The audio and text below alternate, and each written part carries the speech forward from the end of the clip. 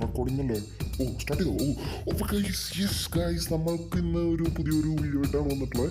So guys, ഇപ്പം നമ്മുടെ മൊത്തം ഗ്യാങ്സ്റ്റേഴ്സിനെ പറ്റിയിട്ടൊക്കെ കുറേ ടോക്ക് ഇങ്ങനെ നടന്നുകൊണ്ടിരിക്കുകയാണ്. ആൻഡ് കുറേ സ്കീമൊക്കെ വന്നിട്ടുണ്ടായിരുന്നു, എല്ലാവരും അറിഞ്ഞിട്ടുണ്ടാവും ഗൈസ്. അപ്പോൾ ഒരു റോക്കി ബോയ് എന്നൊക്കെ പറയുന്ന ഒരു ലോൺലിയസ്റ്റ് അല്ലെങ്കിൽ ഒരു എന്താ പറയുക, ഒരു സോളോ മാൻ പവർ എന്നൊക്കെ പറയുന്ന പോലെ ഒരു ഗ്യാങ്സ്റ്ററിനെ പറ്റിയിട്ട് അറിയാം എന്ന് പറഞ്ഞിട്ടൊരു ആൾ വന്നിട്ടുണ്ടായിരുന്നു ഗൈസ് നമ്മുടെ ഓഫീസിലേക്ക് ഇന്ന് മീറ്റ് ചെയ്യാൻ വേണ്ടിയിട്ട്. അപ്പോൾ ആൾ ഒരു സ്റ്റോറി പറഞ്ഞു ഗൈസ്, ശരിക്കും ഒരു KGF പോലെ ഉണ്ട്. ബട്ട് ഗൈസ്, നിങ്ങളൊന്ന് കേട്ട് നോക്കൂ ഗൈസ്, നമുക്ക് നോക്കാം എന്താവും എന്നൊന്നും എനിക്ക് അറിയില്ല. ഗൈസ്, പുള്ളി വന്നിട്ടുണ്ട് ഗൈസ്. സോ പുള്ളി ഇപ്പോൾ സ്റ്റുഡിയോയിലുണ്ട്.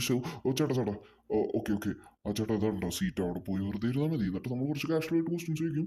അത് ചേട്ടൻ ജസ്റ്റ് ഒന്ന് അറിയുന്നതൊക്കെ, ചേട്ടന് അറിയാം അല്ലെങ്കിൽ പറയാൻ പറ്റുന്നതിനൊക്കെ ആൻസർ പറഞ്ഞു. ഓക്കെ ഗൈസ്, നമ്മുടെ ചേട്ടൻ വന്നിട്ടുണ്ട്. ഓക്കെ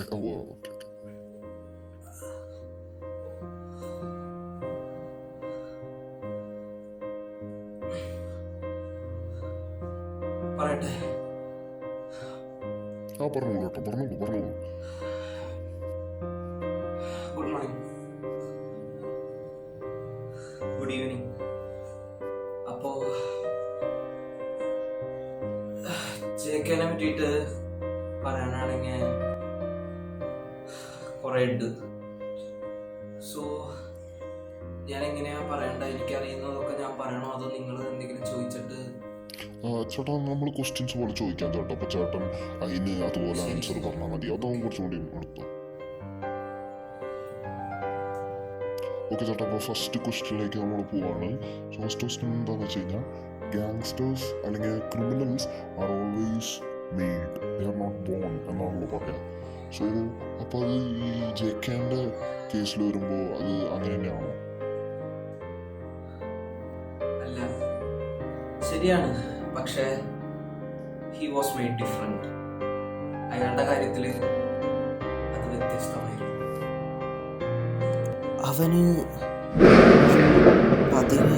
16-17 വയസ്സുള്ളപ്പോഴാണ് അവൻ്റെ പാരൻസിനെ നഷ്ടപ്പെട്ടത്. It was an accident.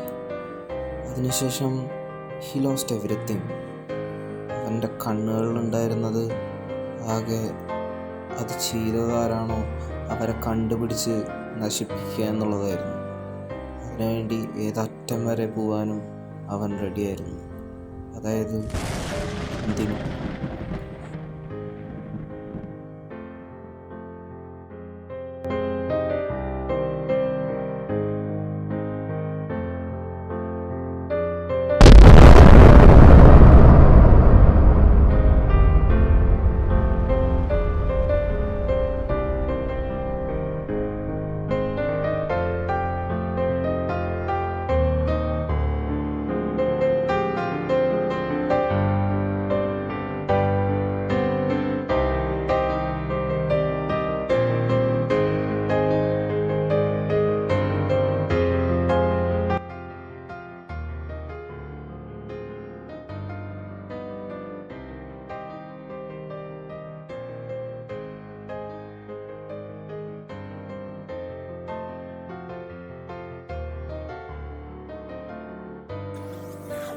പിന്നീട് അവനെ അവിടെ നിന്ന് അവൻ്റെ കുറച്ച് ക്ലോസ് റിലേറ്റീവ്സ് വിളിച്ചുകൊണ്ട് പോയി.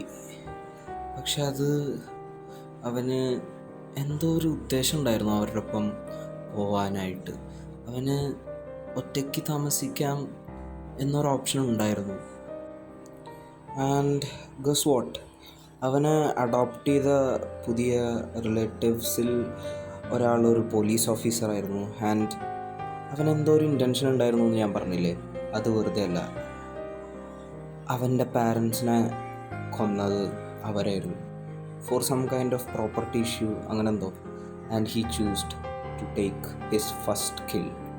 അതവൻ അന്നായിരുന്നു ഫസ്റ്റ് ഡിസൈഡ് ചെയ്തത്. And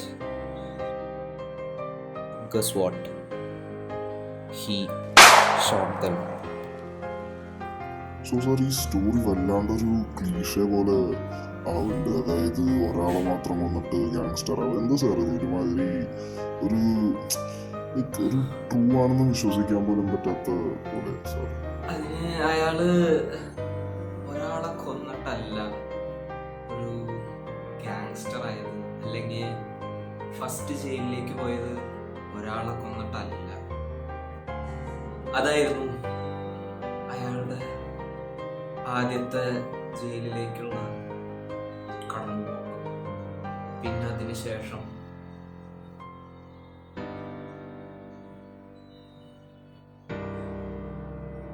history. Swept away, I'm stolen.